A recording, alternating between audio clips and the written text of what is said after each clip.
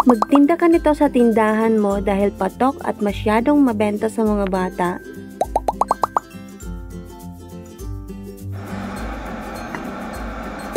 Kailangan lang po natin ng 1 cup cornstarch. At tutunawin po natin ang cornstarch sa 1 cup na tubig.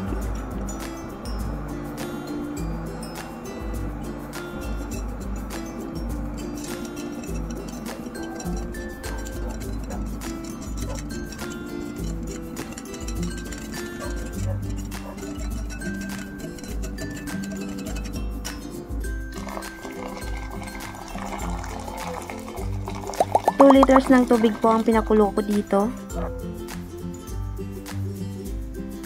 Pag kumulo na po ang tubig ay ilagay na po ang 1/2 cup na cocoa powder. Ang gamit ko po dito ay Enjoy Cocoa Powder. Napakasarap po. Gustong gusto ng mga bata yung lasa.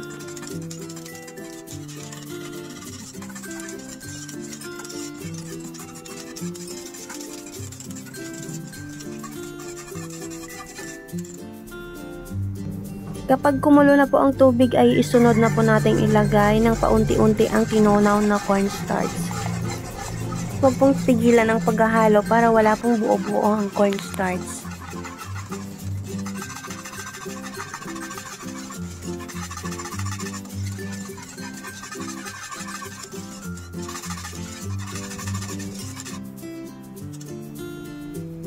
Once na kumulo na po at malapot na, ibig sabihin po nito ay luto na. Okay na po yan.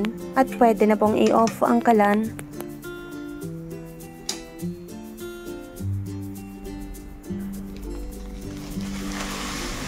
Sunod na ilalagay natin ay 1/2 kilo sugar. White sugar lang po ang ginagamit ko para makatipid kahit paano.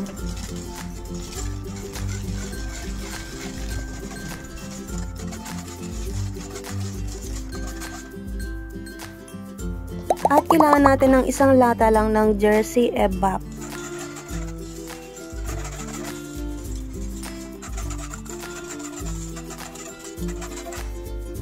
At isang lata lang din ng Jersey Condensed Milk. Yun lang po ang halo natin. Evap at condensed milk lang hinalo natin na gatas, pero masarap na po yan. Promise, binabalik-balikan yan ng mga suki.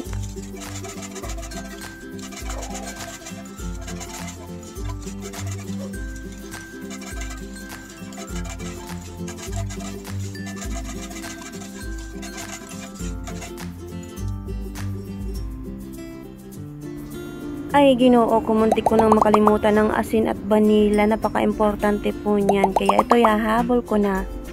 Pampalinamnam po kasi ang asin. Pampasarap yan ng ice candy.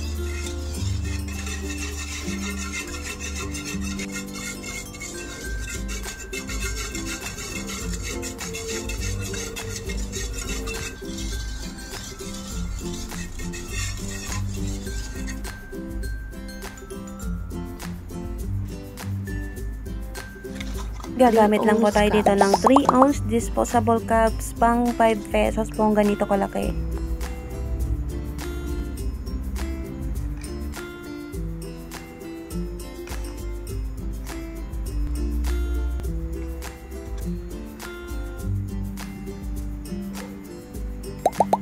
One-fourth cup po ang takalan na gamit ko ngayon at hindi ko po masyadong pinupuno para hindi nga po tayo malugi. Ayan, ganyan lang karami, pang 5 pesos po yan.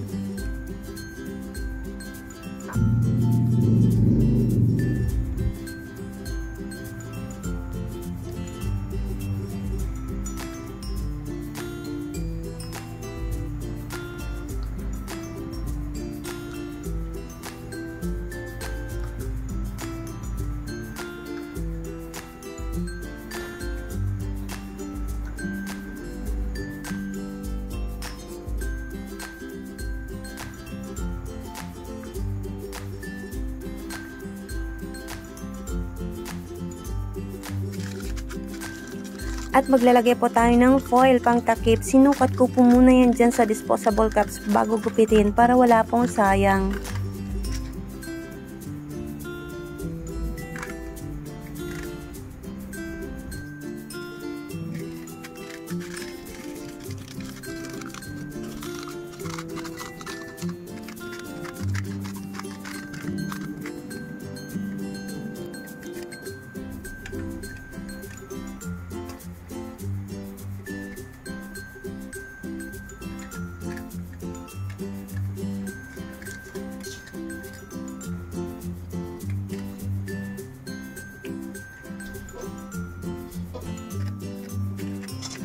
At butasan lang po natin ng maliit sa gitna dahil dito po natin ilalagay ang popsicle sticks.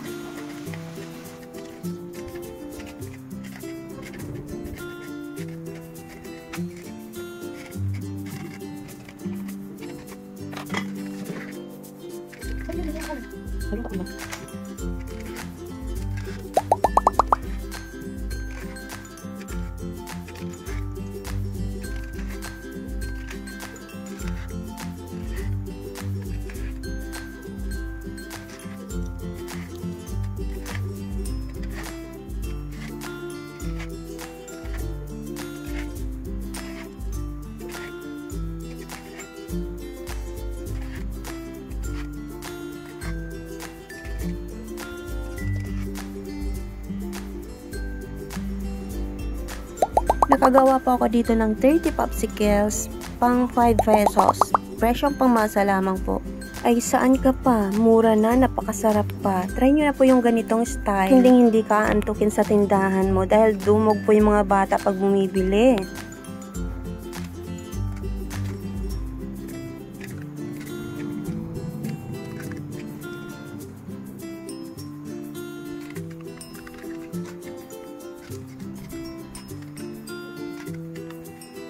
At ilagay na po natin sa freezer. Ginawa ko nga po pala ito madaling araw. Bandang tanghali, nakakabenta na ako. Nakapagpatigas na agad ako ng popsicles.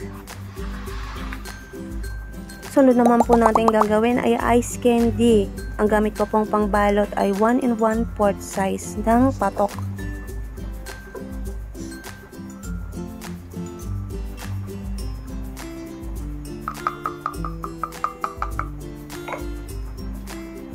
One-fourth cup measuring cup po ang gamit kong takalan. At hindi ko rin po pinupuno masyado kasi nga po para hindi po talaga tayo malugi. Bago itali ang ice candy ay alisin po muna natin ang hangin sa loob.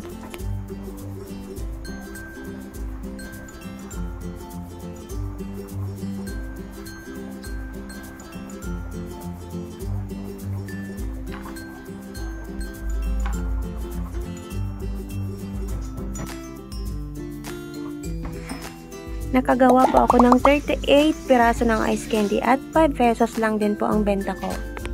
38.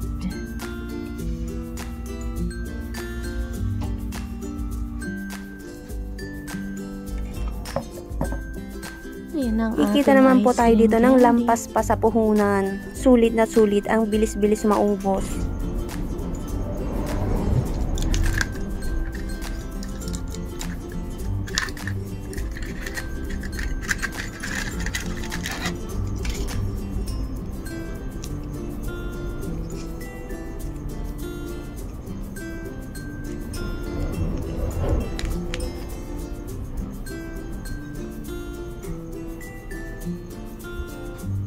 Gustong gusto po ito ng mga bata dahil masarap daw. Tuwang-tuwa sila dito dahil mura. Dinudumog po ito ng mga bata. Dayo pa yung mga suki ko nito.